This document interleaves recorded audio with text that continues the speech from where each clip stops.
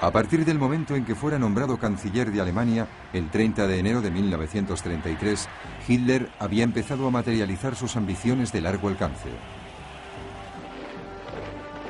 El 3 de febrero comunicó a sus máximos comandantes que su objetivo último era conquistar territorio en el este y germanizarlo de forma implacable.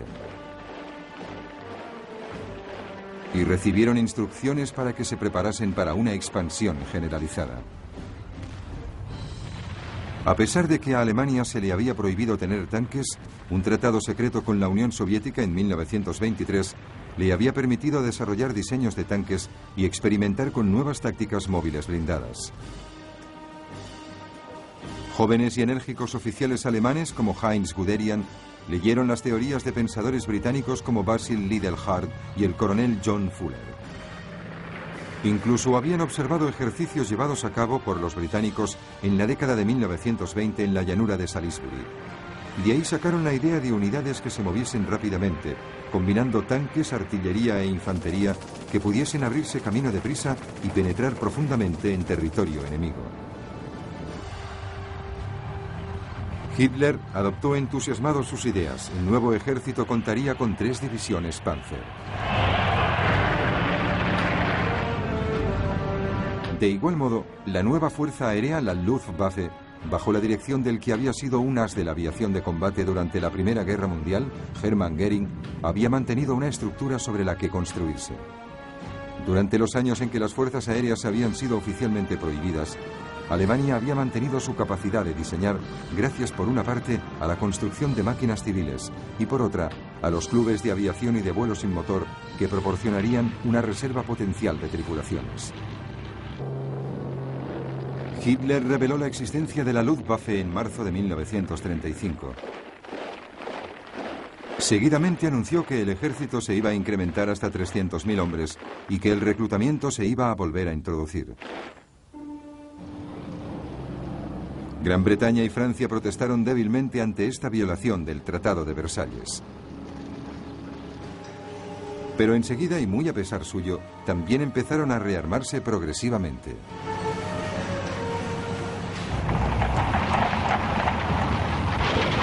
Hasta este momento Hitler había sido modesto en sus objetivos. Solo había recuperado lo que era suyo, Renania y el Sarre, pero ahora tenía un objetivo más grande en perspectiva, su patria, Austria. En 1934 los nazis austríacos habían intentado hacerse con el poder. Después de todo, los austríacos hablaban alemán, aun cuando nunca hubiesen formado parte de un Estado alemán, y el movimiento fascista era poderoso en el país. En febrero de 1938 se descubrió otro complot nazi. El canciller austríaco Kurt von Schuschnigg protestó ante Hitler. Hitler respondió exigiendo que Austria dejase de maltratar a los nazis austríacos y se uniese a Alemania. Die Jugend ist uns verschrieben und verfallen mit Leibesmitteln. Ante tal situación, Schuschnigg convocó inmediatamente un referéndum para que los austríacos pudiesen votar si deseaban seguir siendo independientes. Pero el 12 de marzo de 1938, en la víspera del referéndum, Hitler, temiendo que pudiese tener un resultado para él equivocado, envió sus tropas. Una total sorpresa y una acogida entusiasta por parte de los simpatizantes nazis hicieron de ella una invasión sin derramamiento de sangre. En pocas horas Hitler anunció la incorporación de Austria al Tercer Reich. Por primera vez, una nación soberana había sido anexionada a una gran Alemania. Tampoco esta vez Hitler fue castigado por su agresión. En septiembre de 1938, Hitler se volvió hacia su próxima presa, Checoslovaquia. Una importante minoría germana vivía en el noroeste del país, un área conocida como los Sudetes. Estos pueblos sudetes germanos habían formado parte del antiguo imperio austríaco, pero habían sido separados cuando Checoslovaquia fue creada en 1919. Esta era la bomba de relojería que se puso en marcha cuando se firmó el Tratado de Versalles.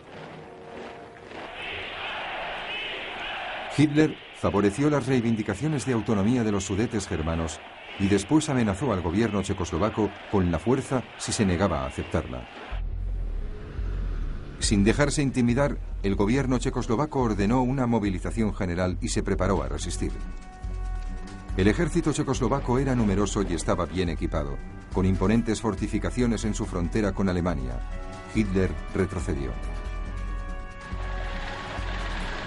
A principios de septiembre, el primer ministro británico, Neville Chamberlain, preocupado ante la inminencia de la guerra, decidió actuar como pacificador.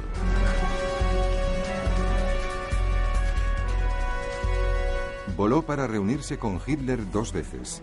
El dictador nazi le aseguró que si pudiese tener los Sudetes, no haría más reclamaciones territoriales en Europa.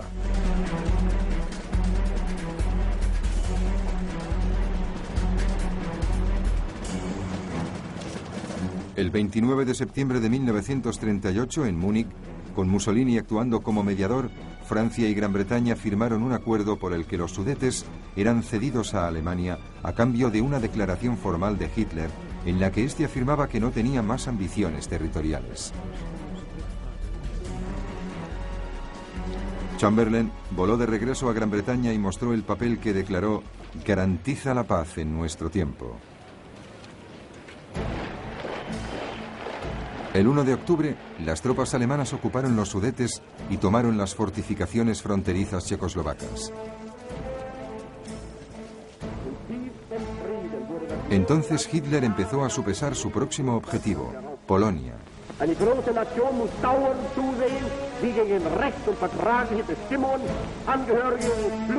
Una vez más, la causa nominal era una minoría germana aislada a consecuencia del Tratado de Versalles.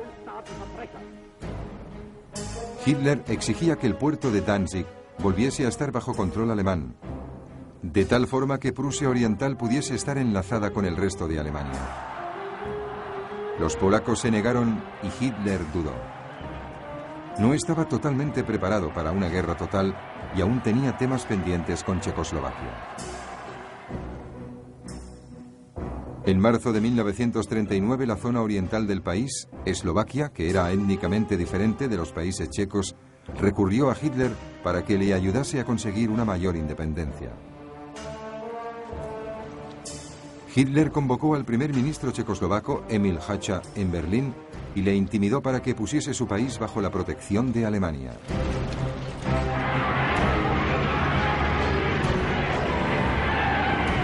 Seguidamente, las tropas alemanas entraron con paso firme en el resto de Checoslovaquia sin encontrar resistencia. La mayor parte del país fue anexionada al Reich. Eslovaquia fue declarada protectorado. Por primera vez, Hitler había confiscado un territorio no germanófono, pero de nuevo solo hubo una débil protesta por parte de Gran Bretaña y Francia. A finales de marzo volvió a repetir su exigencia de que Polonia cediese Danzig. Esta vez Francia y Gran Bretaña declararon claramente que si atacaba Polonia, declararían la guerra. Pero para entonces a Hitler ya le importaba poco lo que hiciesen. Estaba seguro de que serían unos contrincantes débiles e indecisas.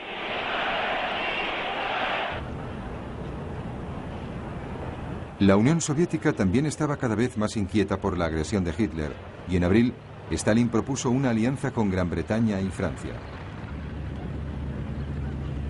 Pero las negociaciones no progresaron y finalmente Stalin perdió la esperanza y decidió que existía otra solución a la amenaza alemana.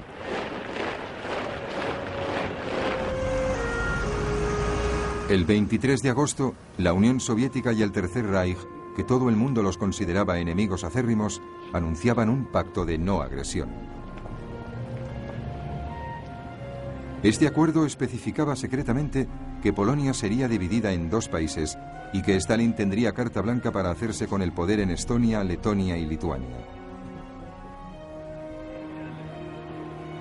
Libre de toda amenaza rusa, Hitler ordenó a sus fuerzas armadas que se preparasen para una invasión inmediata. El 31 de agosto por la tarde, las unidades de la Wehrmacht se dispusieron para el ataque. Su Führer había tomado la decisión que sumiría al mundo en la guerra.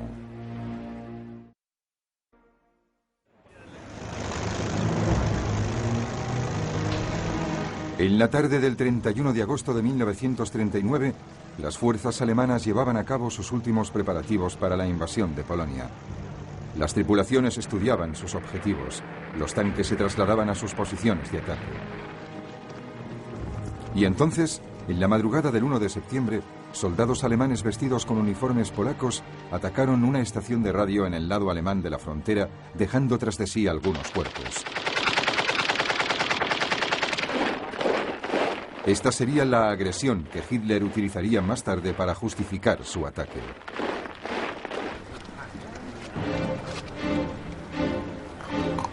A las 8 de la mañana, aún antes de que se hubiese declarado oficialmente la guerra, tropas alemanas apartaron por la fuerza las barreras de la frontera polaca y fuerzas móviles la cruzaron velozmente. 2 días más tarde, el 3 de septiembre, Gran Bretaña y Francia declaraban la guerra a Alemania, haciendo honor a su promesa de estar dispuestas a socorrer a Polonia. Pero para entonces Polonia ya estaba teniendo graves dificultades. No solo los alemanes superaban en número a los polacos, sino que estos se enfrentaban a una nueva forma de guerra para la que estaban mal preparados, la Blitzkrieg o guerra relámpago.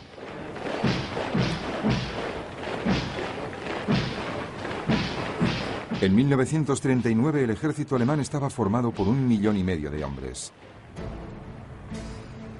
Su élite eran los Panzer, 6 divisiones blindadas y 4 divisiones ligeras cuyo objeto era el reconocimiento. El número total de unidades ascendía a 2.400 tanques. Estas habían sido preparadas para atravesar las defensas del enemigo y atacar en profundidad, cortando las comunicaciones y propagando la confusión.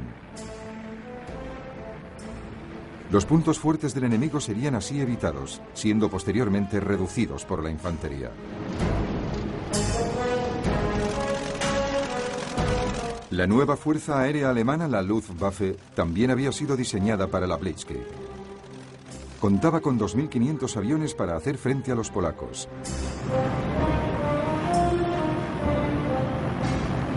Lo más notable era el avión de bombardeo en picado Junkers Ju-52 Stuka.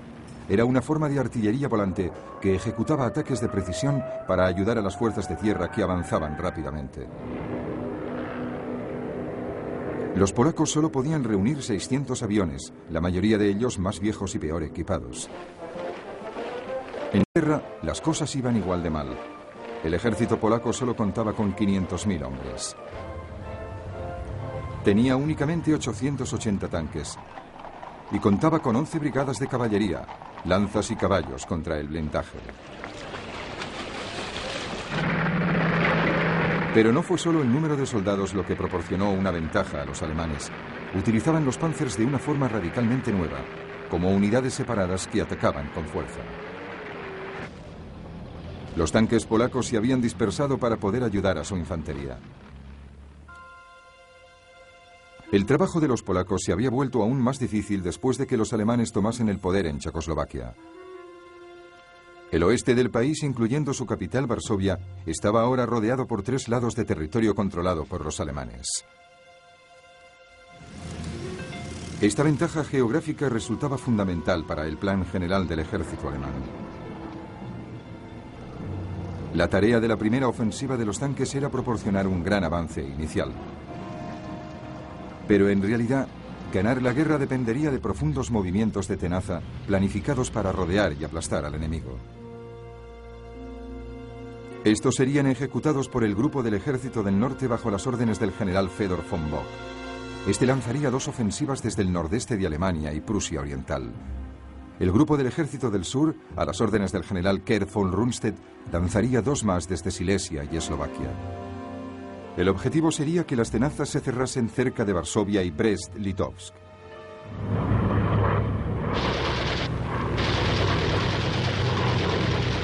A los alemanes todo les fue bien desde el principio.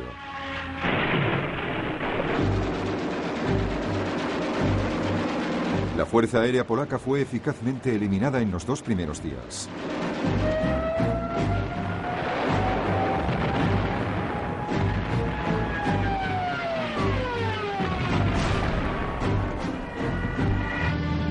Los Panzers se abrieron camino y atacaron en profundidad. Mientras que los Stukas y los bombarderos demostraron ser tremendamente efectivos.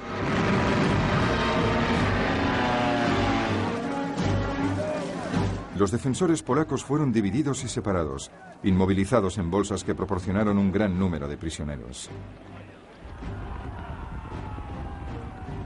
La leyenda cuenta que algunas unidades de la caballería polaca intentaron valerosamente atacar a los Panzers, pero fue en vano. Las fuerzas polacas fueron superadas por la estrategia alemana y no pudieron mantener el ritmo rápido de sus enemigos. El ejército polaco fue simplemente barrido. El 8 de septiembre, las pinzas interiores se habían cerrado y las tropas alemanas seguían avanzando a las afueras de Varsovia. El 17 de septiembre, las pinzas exteriores se encontraban en Brest-Litovsk.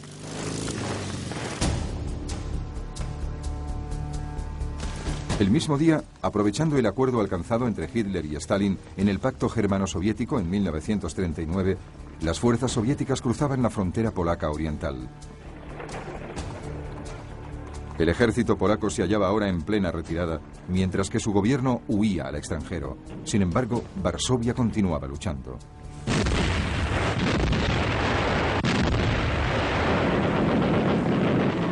Sus defensores rechazaron la oferta alemana de rendición y, como consecuencia, toda la furia de la Luftwaffe y un bombardeo de la artillería cayeron sobre la ciudad.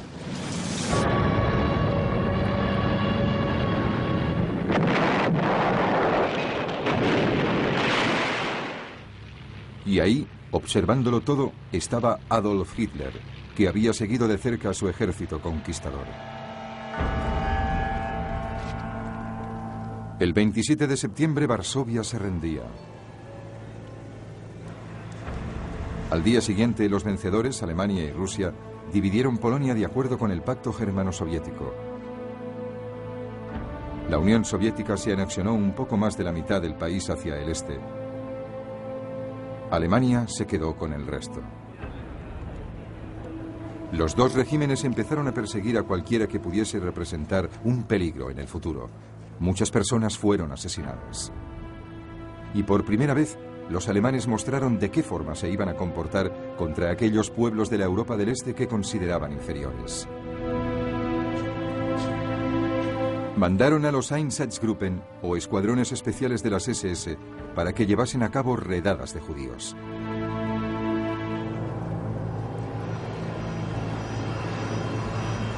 Se obligó a la mayor parte de estos a vivir en los guetos de las principales ciudades en los que morirían de hambre. Otros fueron ejecutados en el acto.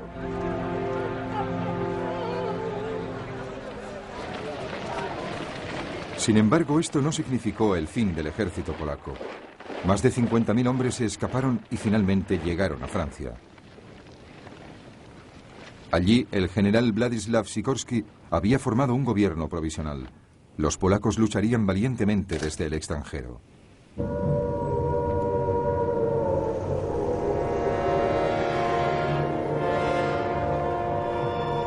En Gran Bretaña, las sirenas que avisaban de ataques aéreos habían empezado a oírse a los pocos minutos de que el primer ministro Neville Chamberlain anunciase el inicio de las hostilidades. De hecho, a pesar de las garantías de sus políticos respecto a la soberanía polaca, Gran Bretaña y Francia habían hecho bien poca cosa para ayudar a Polonia. Tal como Hitler había especulado, una vez que hubieron declarado la guerra no tuvieron ni idea de lo que tenían que hacer. En ambos países había empezado la movilización. Se aceleraron las precauciones que había que tomar ante posibles ataques aéreos. En las ciudades más importantes se situó armamento antiaéreo. Se construyeron refugios subterráneos. Enseguida se empezó a evacuar a los niños. Todo el mundo tenía que llevar máscaras antigas y se introdujo el llamado apagón ante los aviones enemigos. El ejército británico empezó a desplegar su muy reducida fuerza expedicionaria, formada por 4 divisiones en el norte de Francia. Las tropas francesas penetraron un poco en la frontera alemana, pero se negaron a avanzar más allá de la cobertura protectora de la artillería. La iniciativa seguía estando firmemente en manos de Hitler, y este por lo menos sí tenía claro qué iba a hacer a continuación.